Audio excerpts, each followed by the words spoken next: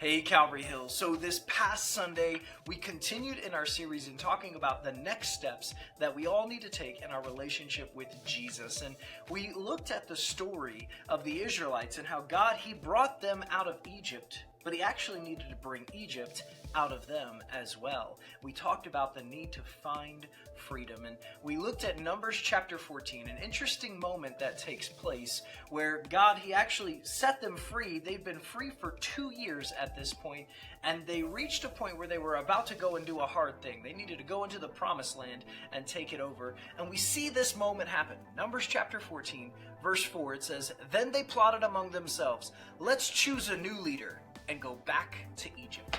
Now the reality is, these Israelites, they may have been free for 2 years, but there was still this need to want to go back to Egypt that God had to bring out of them.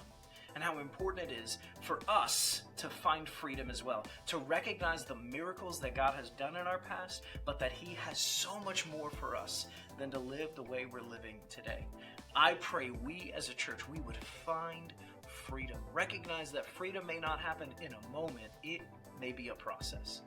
And hey, I want to encourage you to continue to find that freedom. That's why we believe life groups are so important. I hope you've already signed up. If not, we encourage you, go back to the newsletter and sign up. Get in a group and watch how God begins to help you find freedom in those places. Hey, this Sunday, we're going to continue in this series, and we're going to be focusing a little bit on how we can discover our purpose. The reality is God made you on purpose and for a purpose. Our prayer is you would find that purpose and live on purpose. Can't wait to see you this Sunday at 10 a.m. right here at Calvary Hill Church. See you soon.